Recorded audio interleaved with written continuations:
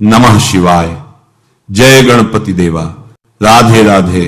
आज हम बात करेंगे तुलसी माता के अद्भुत महत्व की और उन 3 पवित्र शब्दों की जिन्हें बोलकर अगर कोई व्यक्ति तुलसी माता को जल अर्पित करता है तो उसकी हर मनोकामना पूरी होती है और उसके जीवन से दरिद्रता सदा के लिए दूर हो जाती है।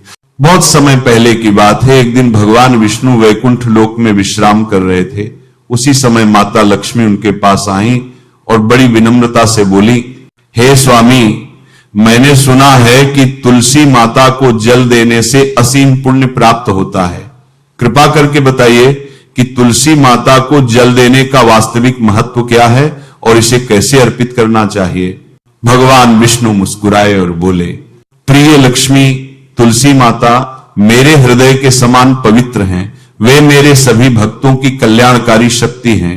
जो व्यक्ति तुलसी माता की सेवा करता है वह मेरे ही समान फल प्राप्त करता है, परंतु केवल जल देना ही पर्याप्त नहीं है।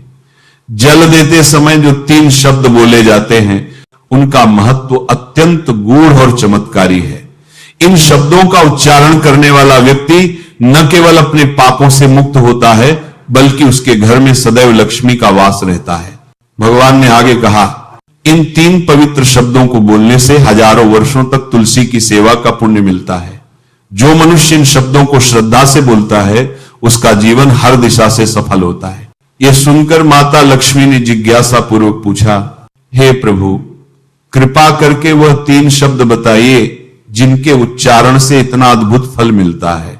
भगवान विष्णु ने मुस्कुराकर कहा, हे देवी, पहले मैं तुम्हें एक कथा सुनाता हूं जिससे तुलसी जलदान और उन 3 शब्दों का असली रहस्य समझ में आएगा। भगवान विष्णु बोले, दक्षिण दिशा में एक नगर था जिसका नाम था यम नगरी। वहीं एक ब्राह्मण रहता था जिसका नाम रमेश था। हालांकि वह जन्म से ब्राह्मण था लेकिन अपने कर्मों से उसने ब्राह्मण कुल का नाम कलंकित किया था। वह शराब पीता, मांस खाता और दिन रात पापपूर्ण कर्मों में लगा रहता था। न पूजा करता, न जप तप, न किसी का आदर, बस स्वार्थ और वासनाओं में डूबा हुआ जीवन बिताता था। एक दिन वह ब्राह्मण पत्ते इकट्ठा करने के लिए एक रस्य की वाटिका में पहुंचा। वह तुलसी के पत्ते तोड़ने लगा, लेकिन उसी समय वहां एक काला सर्प जो काल के रूप में था उसने ब्राह्मण को काट लिया। क्षण भर में उसकी मृत्यु हो गई। उसके मरते ही यमदूत प्रकट हुए।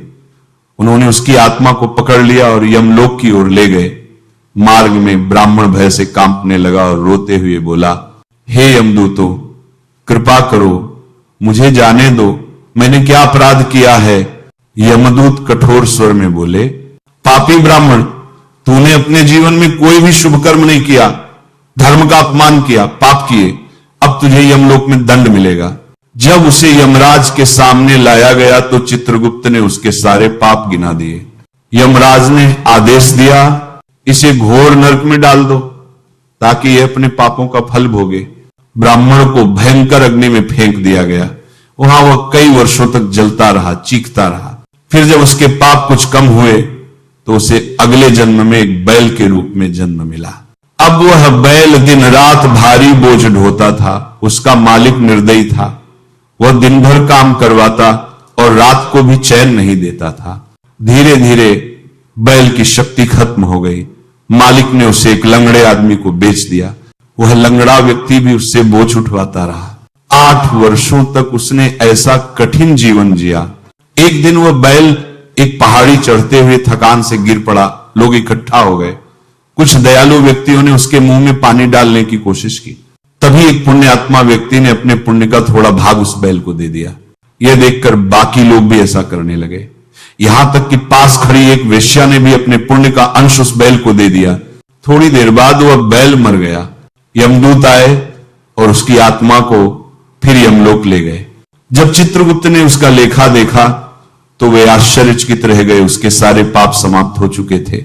यमराज बोले, हे ब्राह्मण, उस वेश्या ने तुम्हें अपना पुण्य देकर तुम्हारा उद्धार कर दिया है। अब तू पुनः मनुष्य के रूप में जन्म ले सकता है।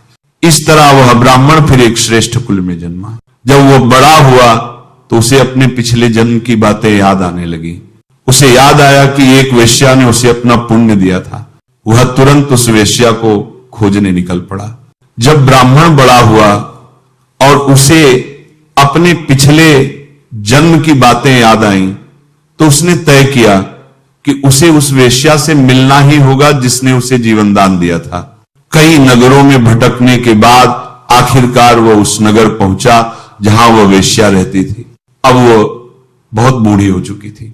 ब्राह्मण उसके घर गया, उसके चरणों में झुककर बोला, हे माता, मैं वही बैल हूं जिसे तुमने अपने पुण्य से उद्धार दिया था। तुम्हारे पुण्य के कारण मुझे पुनः मनुष्य जन्म मिला। मैं जानना चाहता हूं वो कौन सा पुण्य था जिसने मेरे सारे पाप धो दिए।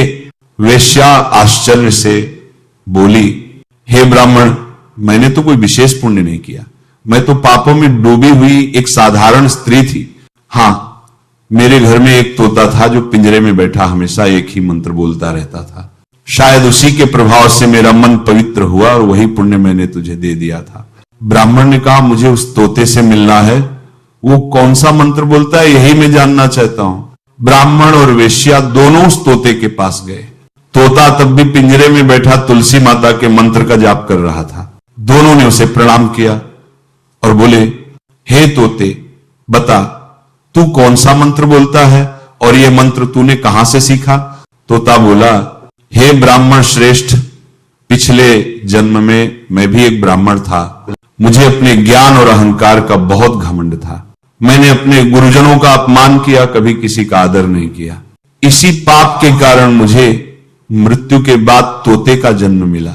जब मैं छोटा था, मेरे माता पिता का देहांत हो गया और मैं अकेला पेड़ पर रो रहा था। तभी कुछ मुनि उस रास्ते से गुजरे। उन्होंने मुझे देखा और दया करके अपने आश्रम में ले आए।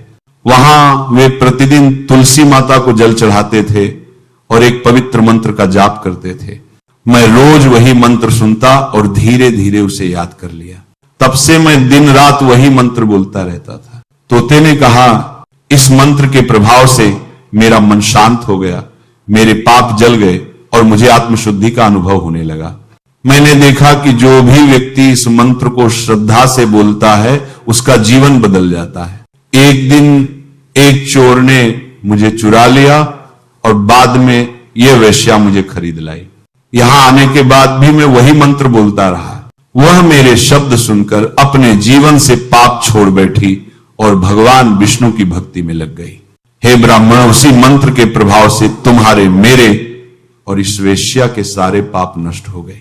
तोते की बातें सुनकर दोनों की आंखों में आंसू आ गए। उन्होंने एक स्वर में कहा, अब से हम हर रोज तुलसी माता को जल चढ़ाकर वही मंत्र बोलेंगे। कुछ समय तक तीनों उसी तरह तुलसी माता की भक्ति करते रहे। एक दिन जब उन्होंने पूरी श्रद्धा से तुलसी माता को जल अर्पित किया और वह 3 शब्द बोले, तभी आकाश से